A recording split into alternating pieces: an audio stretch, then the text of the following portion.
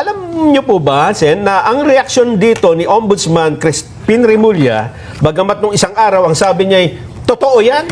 Yung testimonya nila na nag-meeting kami sa bahay ko. Yung bahagi ng Secretary pa ako ng DOJ, Yes. ando si Trillanes, General Torre, dalawang ICC investigator. Totoo po yan eh.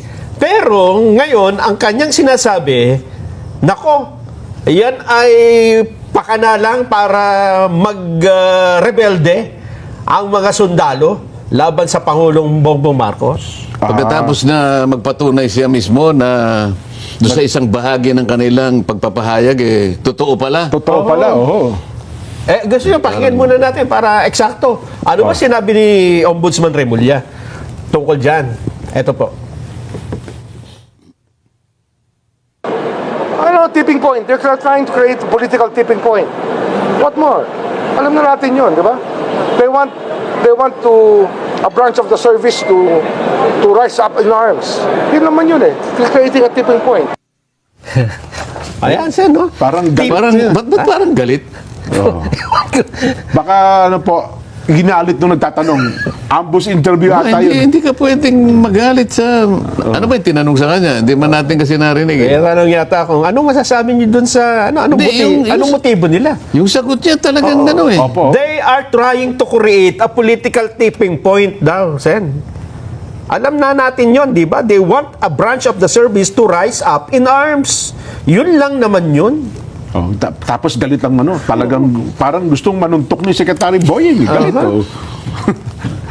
Eto pa, Akala ko pa naman si John Vic lang ang nanununtok. Hindi, pati... ano pa sabi? dagdagan pa natin. Oo. Ang sabi niya, 6 daw sa 18 na dating sundalo ay napag-alaman niya na naharap sa kasong murder. Ba? Oh. Nakapagtataka, bakit hindi naman nakakulong kung may kasong murder? 6 diba? out of 18. Oo, 6 out of 18. Oo.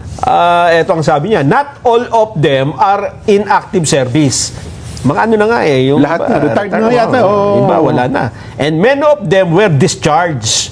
Alam namin yun, as far as we are concerned, we know that as far as we are concerned, some of them, 6 of them have murder cases. Teka muna, bakit gano'n ang naging patakaran? Meron bang batas ngayon na kinakailangan suriin mo kung sino yung karapat-dapat na tumistigo? Halimbawa, kinakailangan salain mo muna sila. May checklist muna eh. Parang may betting process din eh. No? Parang ganun. Oh. Halimbawa, may criteria eh. Opo, check. Halimbawa, Tapos 10 yun. X, oh. Oo. Kinakailangan Mabuting mamamayan. Walang kaso. Mga ganun ata. Oh. walang batik. Yan. Oh. Ha? Walang kapintasan. Ano ba yung napasulat? Oh. Walang kapintasan. Oh. Walang ano ba yung nakasulat? Nakalimutan nyo na eh. Nakalimutan. Hindi dalawang dila. Mga ganun. Di ba? Hindi ba ibigay sa Pagkatapos, mahalay na pakinabang? Oo. Ibig sabihin, may checklist ka, chinecheck Opo, mo. opo. Kapag ka yung checklist na yon nakumpleto, Pwede. Pwede. pwede. Testigo. Hindi ba ganun? Wala ba sa panuntunan Wala niya? ba sa criteria ng mga ano yan? Magsasagawa ng pagbubulgar, sir? Pupunta ka sa court proceedings. Aha. May kalayaan silang, doon pa lang sa pre-trial, ipipresenta ko po si Jen Subarjaga. Aha. Ano ang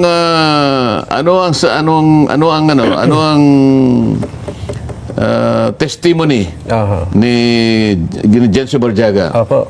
Ano ang offer of testimony? Yan, may binubulgar po siya. Si Ganyan, Jen Subarjaga po ay tetestigo sa ganito pong mga aspeto Ayan. sa pinag-uusapan Kaso. po nating kaso. Aha. Pagkatapos po ni Jen Subarjaga, isunod ko po si Nelson Lubao. Ayan, o ano opo. naman ang tetestiguhin niya? Si ano naman, si Nelson, ay kukwento po niya at i-identify niya po yung lahat ng mga dokumento Ayan. na kanyang sinasabi sa bahagi po ng complaint. Okay. So, merong ano. Oo. Pagka, alam mo, nakita. Nakakita ng judge. Hindi ko gusto yung tsura ng dalawang yan. Kung tatanggapin yan. Pwede ba But yun? teka, Magagalit si Jen Subarjaga nito, tsaka ikaw. Bakala mo, bakit sa itsura mo tinitingnan? Bakit? Ibig mo sabihin, pangit tong dalawang ito? hindi natanggap-tanggap ang statement namin. Oo, hindi ron.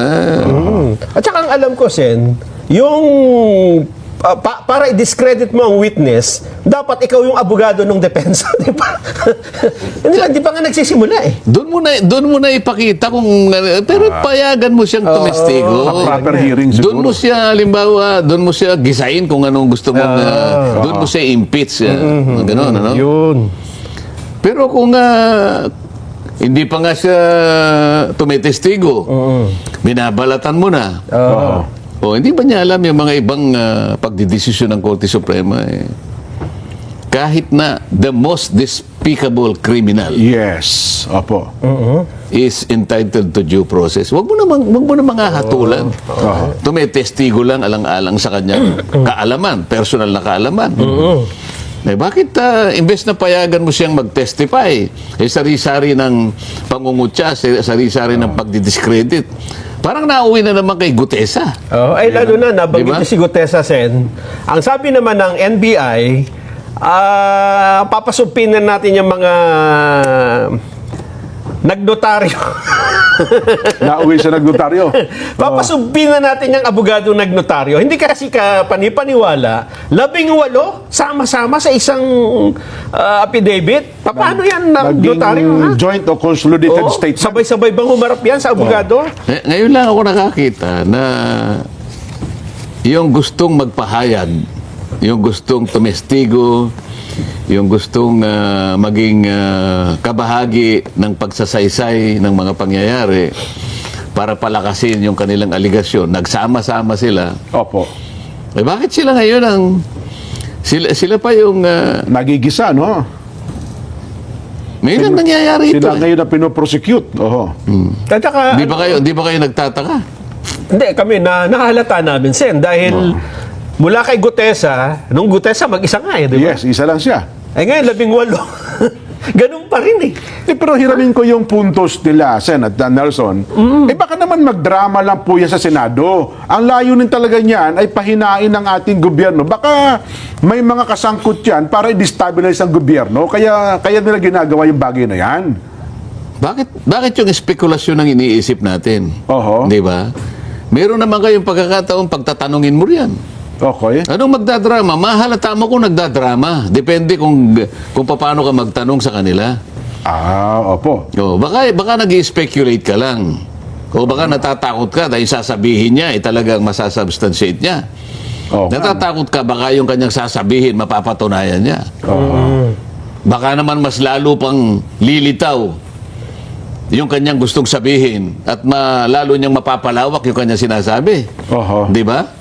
Oo nga, no, may elaborate niya pa ng gusto no, pagdating sa Kasi Senado. baka sa tingin ko, yung mga ganyan, meron pa silang hindi sinabi dyan eh. Totoo yan, Sen. Kasi dun sa testimonya, sa pahayag, napansin namin ni Jen eh, ang aming mga nakalap na larawan at video, may video eh. Opo, doon sa Samantalang sa affidavit, hindi puro naman ma-attach pictures lang eh. hindi ma-attach Puro yung pictures.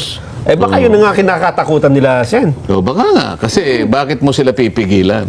Oo. Lalong-lalo na, may nagsabi na nga kung nasaan ang ebidensya, pupuntahan ko yun. Ayan. Tutuntunin natin.